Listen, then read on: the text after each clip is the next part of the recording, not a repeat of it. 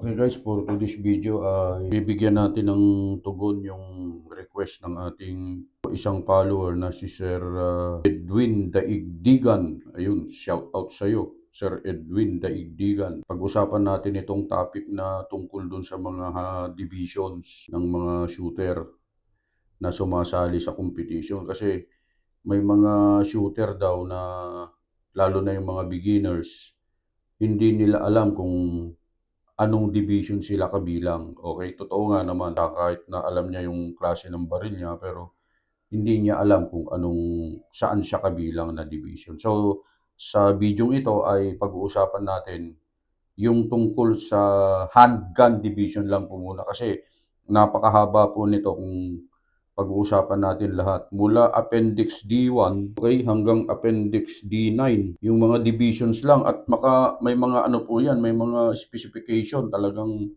kaklaruhin sa rulebook kung ano-ano yung mga dapat na uri ng baril para makabilang ka sa ganong division. Pero ito, gagawin lang natin to na shortcut lang para lang magkaroon ng idea yung iba kung saan sila kabilang na division lalo na dun sa mga bago. Dito unahin natin handgun division sa open division tayo. Okay? Sa open division, sabi dito, ilalagay ko sa screen kung ano yung itsura ng open division. Okay? Optics or electronic sights are permitted. And then ports or compensators are permitted also sa open division. No minimum trigger pull pag open. No maximum size of firearms pag open division. Sa handgun ang pinag-uusapan natin. And no restriction on holster position. Yun yung open division. Katulad nung nakikita nyo dyan sa screen. Ganyan po. Kapag ganyan po ang baril nyo, kabilang kayo sa open division. Okay. Next ay yung standard division naman. Okay. Ano yung mga standard division? Katulad nung nakikita nyo sa screen, yan ay kabilang, kapag ganyan yung baril nyo, kabilang kayo sa standard division. Ano ang hindi dapat na makita sa standard division? Okay. No optic. Wala siyang optic or electronic sights na nakalagay. Okay. Bawal yon sa standard division. No ports or compensators. Minimum caliber for major 10mm/.40. Okay. No minimum trigger pull. Restriction on holster position. At lastly, must fit wholly within the confines of the EPSEC box. Ang standard division po kasi mayroon tayong tinatawag na EPSEC box, okay? Sa mga naglalaro sa level 3, kabisado po nila yan.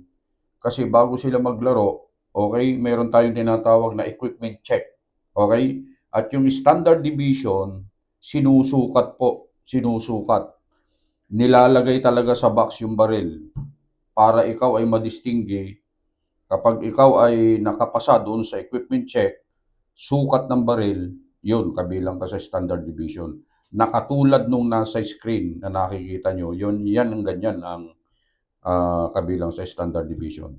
And next, yung tinatawag nilang classic division naman. Yung classic division, okay, ay katulad ng nakikita nyo dyan sa screen, pero ilalagay ko pa rin dyan sa screen para makita nyo. Kapag ganyan yung baril nyo, kabilang kayo sa classic division. Okay? Ano naman ang hindi dapat makita sa baril nyo kapag kayo ay naka-classic? Ito, no optic or electronic sight are permitted. Classic no ports, compensators are permitted. No minimum trigger pull.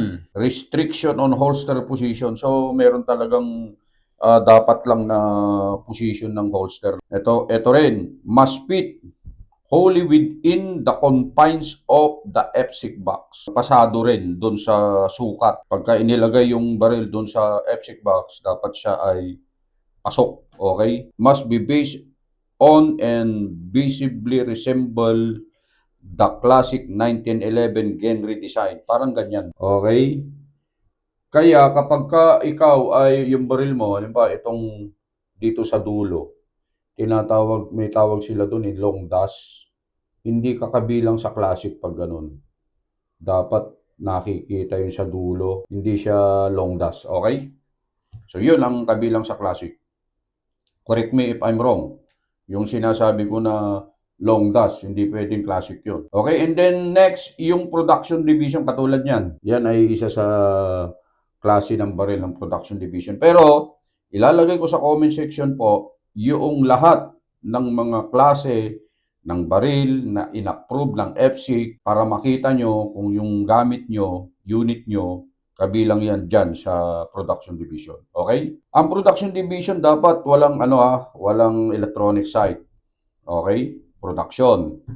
No ports or compensator permitted. Minimum trigger pull. Meron tayong minimum trigger pull sa production. 2.27 kg or 5 pounds ang minimum trigger pull. May restriction din sa holster position. Okay? Tuturo natin yan sa mga susunod na videos natin. Firearm must be approved by FSIC. Yun yung sinasabi ko. So, ilalagay natin sa comment section kung ano-ano yung mga baril na in-approve ng FSIC na kabilang sa production division. Okay? And then meron din tayong production optics division. Yung production optics at saka production, ang pinagkaiba lang niyan, yung production optics, meron siyang optic or electronic sight na naka-attach. Yun lang po ang pagkakaiba, production at saka production optics. Okay? And then, yung last division natin sa handgun is yung revolver tulad niyan. Ayan. Lalagay ko din sa screen para kuhan. Revolver, no optic electronic sight are permitted. No ports compensators permitted. No maximum size of firearms. Okay? Yun yung kabilang naman sa revolver na division. So, kapag kayo ay dun sa mga binanggit na division, tingnan nyo yung baril nyo kung saan dyan, and then madidistinggi mo na kung anong division kabilang ka. Sa susunod naman, pag-uusapan natin yung tungkol naman sa rifle. Okay, rifle division naman at saka yung mga category. Okay, hindi natin minsan ang pag-uusapan yan kasi hahaba yung video natin. Okay, so yun lang. Like and follow Just Vlog for more video updates. God bless.